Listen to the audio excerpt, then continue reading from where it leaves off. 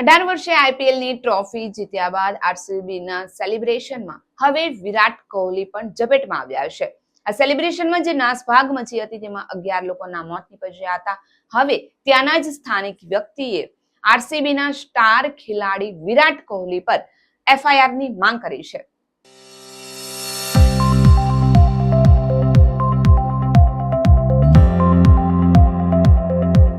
નમસ્કાર દર્શક મિત્રો, તમે જોઈ રહ્યા છો હોટલાઇન ન્યૂઝ અને હું છું તમારી સાથે સોનલ.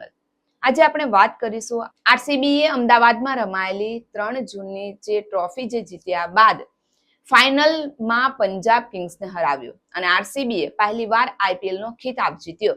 આ જીત પછી સમગ્ર બેંગલુરુમાં જોરશોરથી ઉજવણીનો માહોલ જામ્યો. બીજા દિવસે જ્યારે આખી ટીમ અમદાવાદથી ટ્રોફી લઈને પાછી આવી ત્યારે બેંગલુરુમાં એક અદ્ભુત વાતાવરણ સર્જાયું.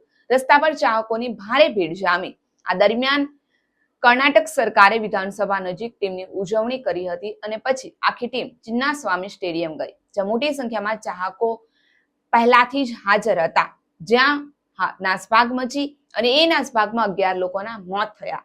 આ લગભગ 50 લોકો ઘાયલ થયા. ત્યારથી સમગ્ર દેશમાં અરાજકતા ફેલાઈ ગઈ અને જે જીતનો જશ્નનો માહોલ હતો એ માતમાં છવાઈ ગયો.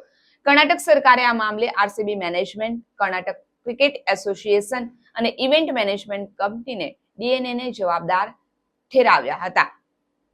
ત્યારબાદ કબ્બન પાર્ક પોલીસે તેમની સામે એફઆઈઆર દાખલ કરી અને 4 લોકોની ધરપકડ કરી. પરંતુ આ બધાની વચ્ચે વેંકટેશ નામના એક સ્થાનિક વ્યક્તિએ હવે ટીમના સ્ટાર બેટ્સમેન વિરાટ કોહલીની સામે એફઆઈઆર નોંધવાની માંગ કરી છે. આ માંગણી અંગે વેંકટેશે પોલીસ સ્ટેશનમાં ફરિયાદ નોંધાવી છે અને પોલીસને કહ્યું છે કે તેઓ આ ફરિયાદ પર જે પહેલાથી જ નોંધાયેલી ફરિયાદ છે તેની સાથે રાખીને વિચારણા કરશે અને વિરાટ કોહલીની વિરુદ્ધ ફરિયાદ નોંધાવ્યા બાદ તેની ધરપકડ થશે કે કેમ તે પણ હવે જોવું મહત્વપૂર્ણ રહેશે.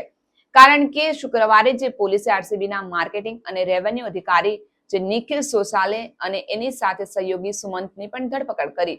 આ ઉપરાંત પોલીસે ડીએનએ મેનેજમેન્ટ કંપનીના મેનેજર કિરણ અને તેના સહયોગી મેથ્યુની પણ ધરપકડ કરી છે. શુક્રવારે જ આ ચારેયને બેંગલુરુના 41માં એસીઆઈએમ સમક્ષ રજૂ કરવામાં આવ્યા, જેમાંથી તેમને 14 દિવસની ન્યાયિક કસ્ટડીમાં મોકલી દેવામાં આવ્યા છે અને હાલમાં ચારેય આરોપીઓને જેલમાં બંધ છે.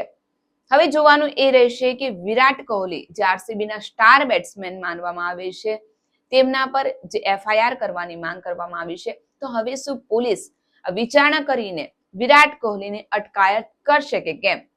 તમારું આના વિશે શું માનવું છે અમારા કમેન્ટ બોક્સની અંદર જરૂરથી જણાવજો. જો તમને અમારો આ વિડીયો ગમ્યો હોય તો લાઈક, શેર અને કમેન્ટ કરવાનું ચૂકશો નહીં. અમારી યુટ્યુબ ચેનલને સબસ્ક્રાઇબ કરજો. જો તમે અમને ફેસબુક પર જોઈ રહ્યા હો તો અમને ફોલો કરજો. આવી જ નવી વિગત સાથે આપણે ફરી મળીશું. હાલ મને રજા આપશો. નમસ્કાર.